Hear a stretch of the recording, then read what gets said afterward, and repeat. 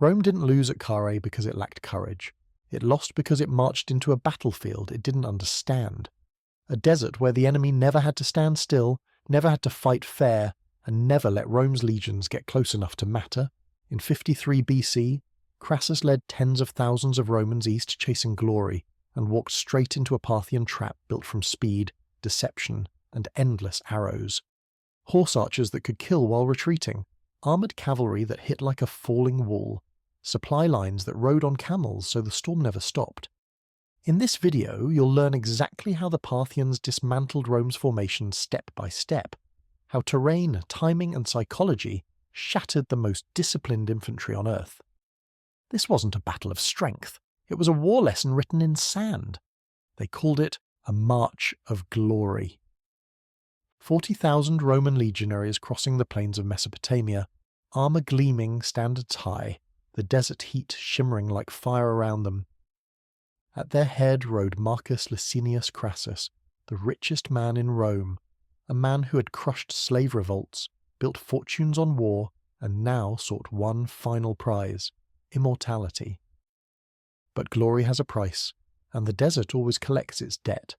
For weeks the Roman columns moved eastward, chasing the Parthian Empire's shadow. They saw no armies, only endless plains, abandoned villages, and the occasional rider on a distant ridge. Crassus believed the enemy was running. His officers warned otherwise. One of them, Cassius Longinus, urged him to turn back, to take the Euphrates route and stay close to supply lines. Crassus dismissed him with a wave. "We are Rome," he said. "They are merchants on horseback." But these merchants were not running. They were watching. From the dunes ahead, Serena, the Parthian general, studied the Roman advance. His army was small, barely 10,000 men, but they were built for the desert, armoured horse archers and cataphracts, swift, disciplined, lethal. They didn't carry provisions. Their supply lines moved with them, camels laden with arrows and water. Their horses were wrapped in chainmail. Their bows were made of horn and sinew, capable of punching through iron at 200 yards. And unlike the Romans, they didn't sweat or struggle under the sun. They thrived in it. By the time the two forces met near the dusty plains outside Carrhae, the Romans were already half defeated. The air shimmered like boiling glass. Soldiers stumbled beneath their shields, tongues swollen from thirst. The horizon was a white blur. Then drums. A low, steady rhythm rolled across the plain. From behind a ridge came a sound like thunder, thousands of hooves striking sand in perfect unison. Crassus's legions tightened formation, forming their classic testudo, shield walls locking in every direction. Dust clouds rose, and out of the haze came the Parthian cavalry, moving in wide arcs, shimmering like a mirage. Then the arrows came. They fell in waves, hundreds at a time. Each arrow screamed through the air, slicing into bronze, wood, flesh. Legionaries lifted shields, crouched behind them, and waited for the storm to stop. It didn't. For hours the Parthians circled.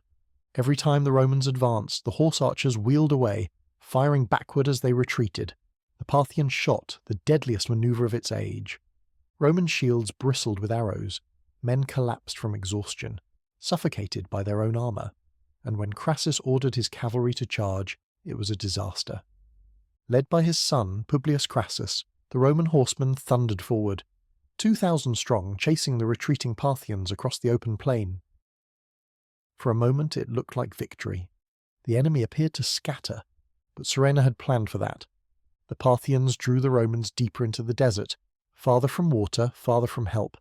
Then they turned. A horn blew. Hidden behind a ridge, hundreds of Cataphracts, heavy armoured cavalry, surged forward, their lances lowered. The Roman cavalry never stood a chance. The impact was catastrophic. Lances shattered armour, horses reared and screamed, men were thrown into the sand, crushed beneath hooves.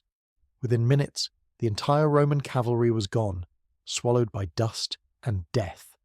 From the main line, Crassus could see nothing but smoke on the horizon.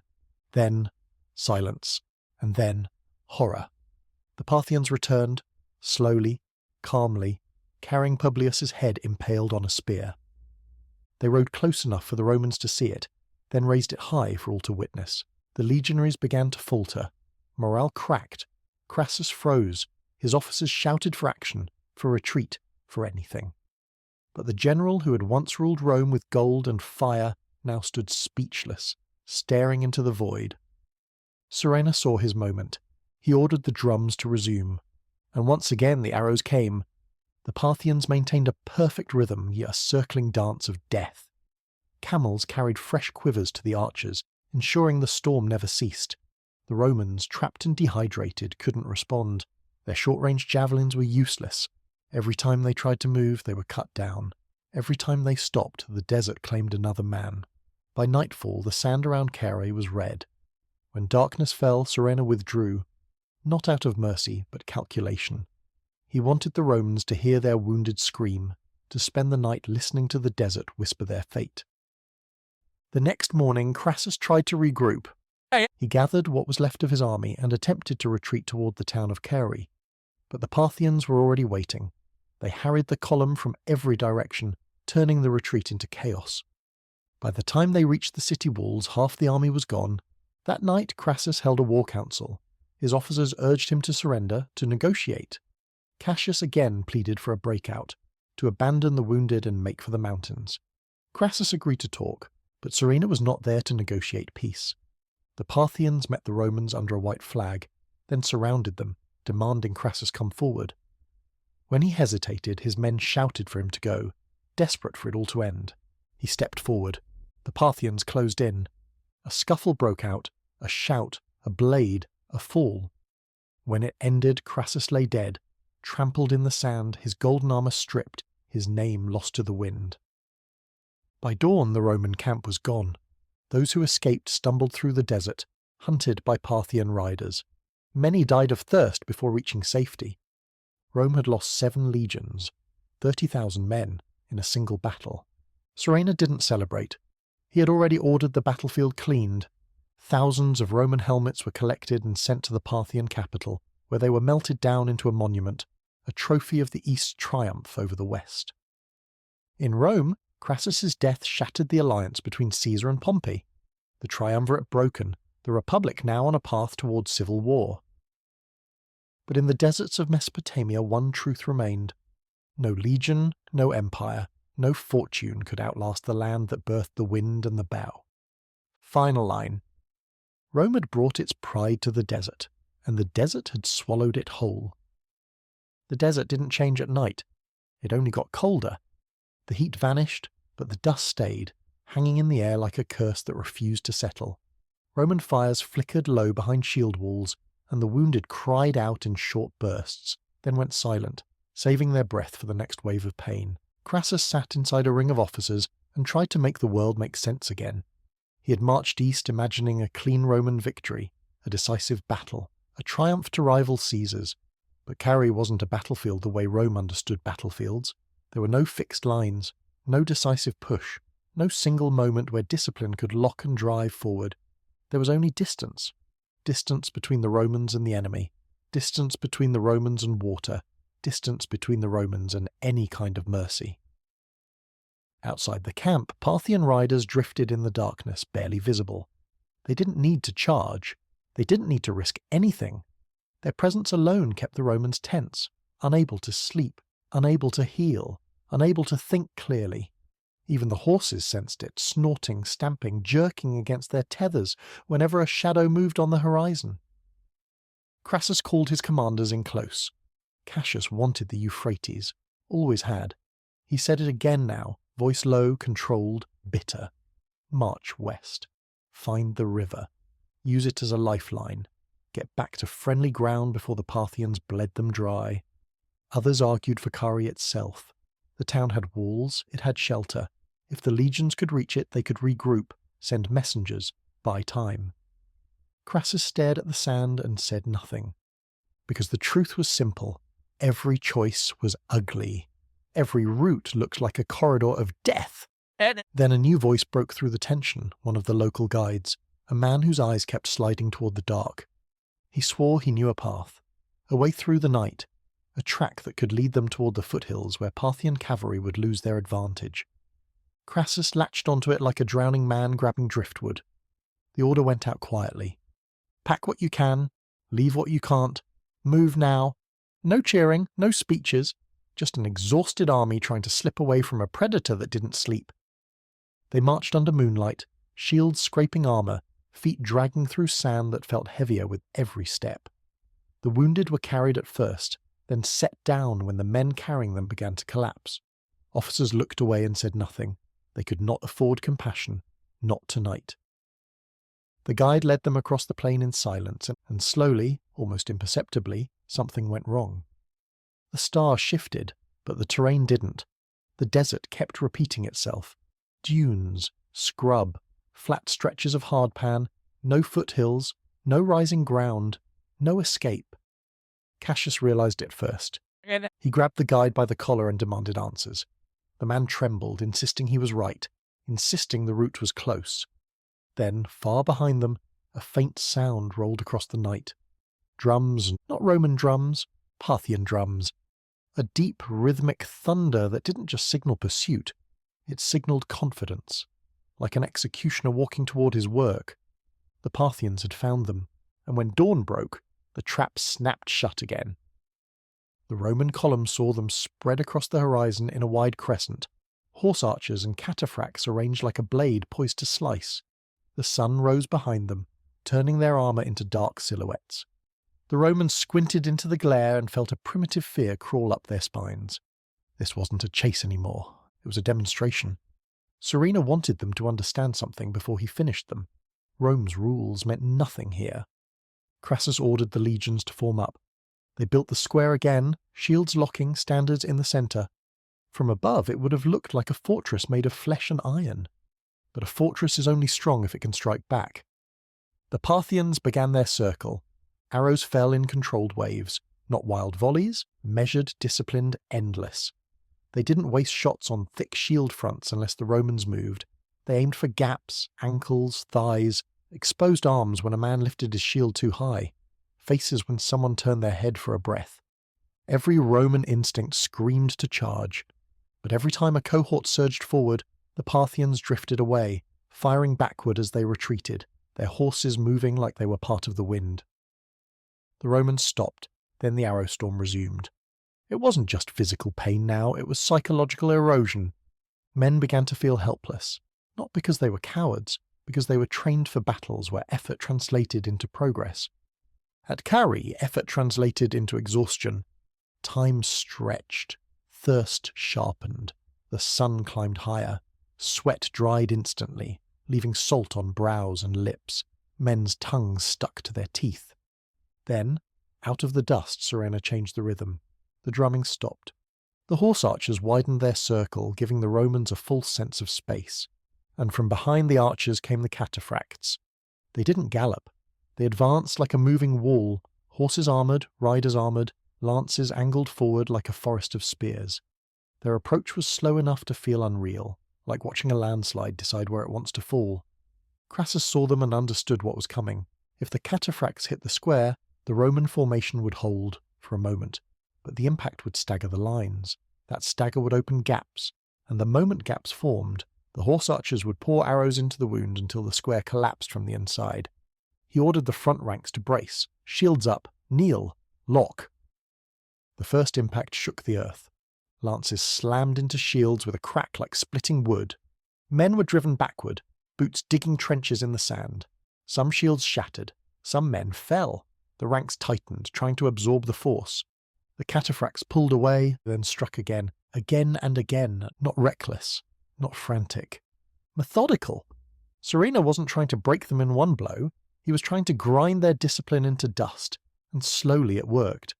Somewhere on the eastern side of the square a centurion went down. His unit wavered for a heartbeat. That heartbeat became a gap. Arrows poured through. A man screamed and collapsed, clutching his face.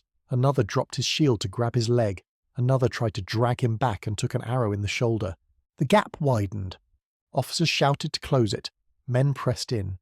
The square held, but it was bending. Crassus looked across his formation and saw what he feared most. Not death, confusion. The kind of confusion that spreads like fire because nobody knows which command matters most anymore. Then Serena delivered the most vicious blow of the day. He rode forward under a flag of truce. The Parthians slowed. The arrows stopped. Even the Romans hesitated, caught off guard by the sudden quiet. Surena raised his hand and called out across the distance, offering terms. It wasn't mercy, it was theatre. He wanted Crassus to step out, to show Rome kneeling in the desert. Crassus's officers argued instantly. Some screamed not to trust it. Some begged him to accept anything that ended the slaughter. The men in the ranks watched with hollow eyes. They were too exhausted to care about pride. They wanted water, shade, an end. And that was the real victory Surena had already achieved. He hadn't beaten Rome's strength. He had beaten Rome's certainty. Crassus stepped forward. Not alone. His officers went with him, including Octavius and others who tried to keep a tight ring around their general. They walked toward Surena across the sand, meeting in the space between armies. The Parthians smiled. There were words exchanged, sharp, tense, loaded with insult beneath politeness. Surena offered peace that sounded more like surrender. Crassus hesitated. Then something snapped. Accounts differ. Some say a Parthian grabbed Crassus's reins, trying to force him onto a horse. Some say a Roman officer shoved back. Some say a blade flashed first. But what matters is what followed. The meeting turned into violence in an instant. Men shoved, steel scraped, horses reared, and in the chaos, Crassus went down. The richest man in Rome, who had come for a crown of glory, fell into the sand like any other casualty, trampled, struck, smothered by the moment itself. The Parthians pulled back and the Romans froze. They stared across the battlefield waiting for their general to rise. He didn't. When the Parthians lifted his body and his severed command standard as proof, the Roman army's last thread of cohesion snapped.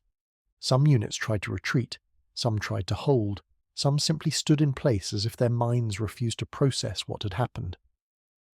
Cassius escaped with a portion of the survivors under cover of dust and desperation, leading them west in a brutal, silent march. Thousands did not make it.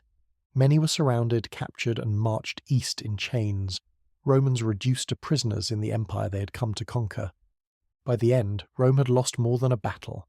It had lost an illusion that the legions were unbeatable, that discipline could solve any problem, that sheer will could bend the world. Carrhae proved the opposite. Carrhae proved that an empire can be outplayed, and that the desert has its own kind of strategy, patient, merciless, and final. The Parthians didn't just win. They taught Rome fear, and Rome never forgot the lesson.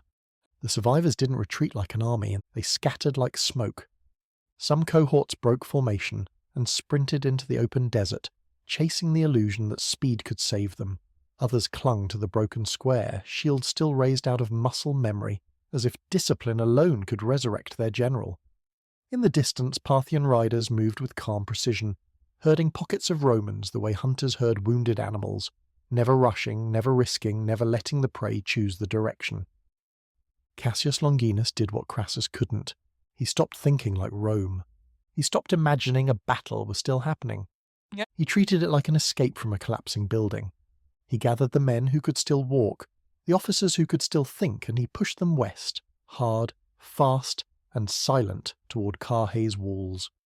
No speeches, no promises, just movement, because movement was the only currency left. Behind them, the Parthians didn't chase in a straight line. They flowed. Horse archers cut across the rear, loosing arrows into the stragglers. Cataphracts appeared like steel ghosts at the edges of the column, threatening the flanks, forcing the Romans to compress and slow down. Every time the Romans tried to break into a run, the Parthians punished them. Every time they slowed to catch their breath, the Parthians punished them again. The desert became a machine designed to grind men down. And it worked. By midday, Roman shields looked like hedgehogs, bristling with arrows. Some men dropped them anyway, not from cowardice, from exhaustion so complete that even survival felt like work. The heat did not care about courage. The sun did not care about rank. It cooked every man equally. Water ran out first, then order, then hope. When Carrhae finally appeared, low walls, dusty towers, a mirage made real, the Romans stumbled toward it like starving animals. The town gates opened and men poured inside, collapsing in alleys and courtyards, gulping stale water like it was sacred. But the safety was an illusion. Carrhae could shelter bodies, not strategy. The Parthians surrounded the town at a distance, not attacking, just waiting. Their drums echoed at night, deep and steady, a reminder that this was their world and the Romans were merely stranded in it. Inside Carrhae, the Roman officers argued in low voices. They had lost their commander. They had lost thousands. They were trapped in hostile territory with an enemy that could appear anywhere, at any time, and strike from any distance. Cassius pushed for a breakout, north, toward the Armenian hills, to the high ground, to terrain that would cripple cavalry and reward infantry. If they reached the foothills, they could live. If they stayed here, they would die, one arrow at a time. The remaining officers hesitated. Leaving meant abandoning the wounded, abandoning the men who couldn't walk, the ones who had fought and bled and now lay in dim rooms begging not to be left behind. Cassius' answer was brutal and honest. If we don't move, there will be no one left to bury them. That night, the Romans slipped out. Not as a glorious column, as a desperate shadow, no torches, no drums, just the scrape of boots and the soft clink of armour plates moving in the dark. They marched north under the stars, using the cold night air to steal back a little strength. Some men carried wounded comrades until their arms shook, then traded off without a word. Others walked with blank faces, eyes fixed on the horizon, as if looking back might shatter them. Then the Parthians found them again. Not by accident, by design. Serena's scouts had been watching every gate, every alley, every movement inside the town. He understood Roman behaviour. He knew they would flee. He also knew where fleeing armies go, toward high ground, toward safety, toward the only options left. The Parthians didn't block the route. They struck the column from the sides, in fragments, snapping at the edges, taking men. By the second night, the Roman survivors had become a moving ruin. They were no longer an army marching with standards and pride. They were a long, ragged line of men trying to stay upright. Dust clung to their faces like dried blood. Their mouths were cracked. Their eyes were dull. Every step kicked up a little more sand that settled into armour seams and made chainmail feel heavier with every mile. Some men had stopped speaking entirely. Not because they had nothing to say, because the desert had taken their voices the way it took water. Quiet was all they had left. Cassius kept them moving north, chasing the idea of hills. He'd heard Armenian terrain could break cavalry. He'd heard there were ridges, ravines, places where Roman discipline could matter again. But the Parthians didn't need to stop them. They just needed to keep them tired. Horse archers stayed out of reach, appearing at the edges of moonlight, loosing arrows into the rear ranks, then sliding away like smoke. Cataphracts lurked farther back, not charging, just existing, a steel threat that forced the Romans to tighten their formation and burn energy they didn't have. It wasn't combat anymore, it was control. Serena wasn't trying to kill them all at once. He was shaping them, steering them into exhaustion, guiding their choices until the Romans walked exactly where he wanted them. That was the Parthian genius at Carrhae. They didn't fight Rome's strengths. They starved them. They starved their lungs with heat, their minds with panic, their bodies with thirst, their formations with distance. And the Romans, trained for close battle, for shock, for decisive impact, had no answers for a war that refused to let them touch it. Near dawn, the column reached broken ground. Low hills, not mountains, not salvation, but enough uneven terrain to make the Romans believe they could finally slow down. Enough that some men began to hope. Hope is dangerous when it arrives too late. The Parthians let them climb. They watched the Romans funnel through narrow rises and shallow gullies, shields scraping rock, lines stretching thin as men stumbled and regrouped. The moment the column was strung out, Serena struck harder. Horse archers moved closer than before, using the slopes as cover. Arrows came from angles the Romans couldn't shield against. Not a rain from one direction, a crossfire. A geometry lesson carved into flesh and iron. Men fell. Others tried to pull them back. Officers shouted to keep moving, to keep cohesion, to keep the column from fracturing into isolated pockets. But the column was already breaking. At the front, Cassius pushed forward with the strongest survivors, the ones who could still run when needed. He was ruthless about it. If the group slowed for every fallen man, no one would escape.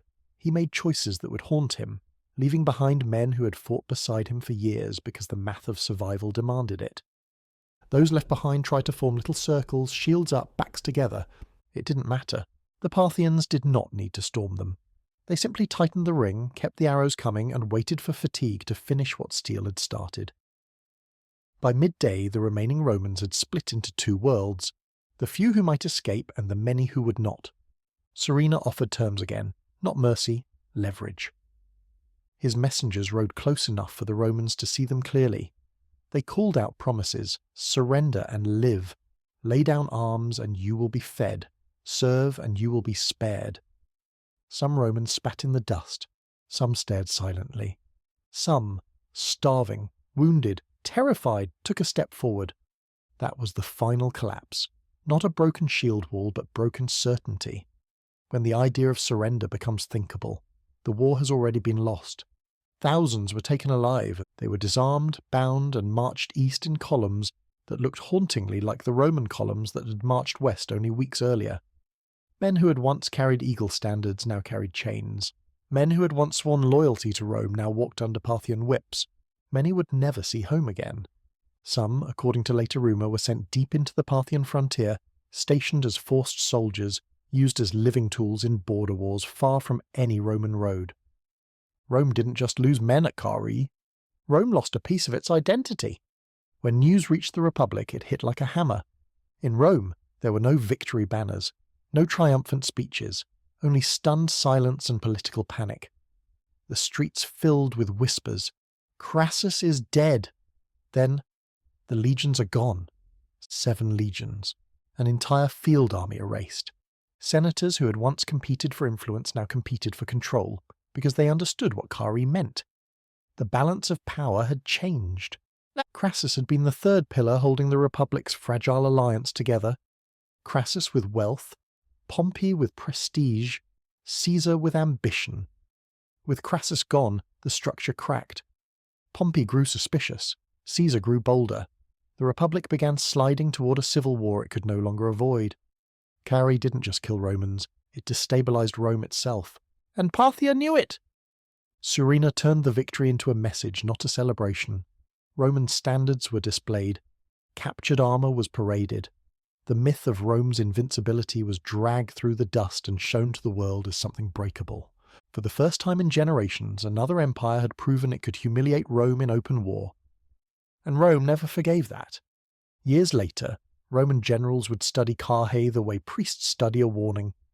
They would talk about what went wrong in clean military language, overextended supply lines, poor reconnaissance, failure to adapt to enemy mobility. But the real lesson was simpler and darker. Rome had confused discipline with destiny. It believed its system guaranteed victory everywhere. It believed courage and formation could solve any battlefield. It believed its enemies would eventually be forced to fight the Roman way. At Carrhae, Rome met an enemy who refused. The Parthians never offered the Romans the fight they wanted. They turned distance into a weapon. They used time as pressure. They used fear as a tool. They made the desert itself part of their army. They didn't crush Rome with strength. They dismantled Rome with design. That was what made Carrhae unique. Not the death toll, not the humiliation, not even the loss of Crassus. It was the way the battle proved that warfare could be something Rome had not prepared for. A battlefield with no centre, no decisive clash, no honour in close quarters, just movement, patience, and control. A war where you don't have to kill every soldier. You only have to break the army's ability to believe it can win. Rome would spend decades trying to erase the shame.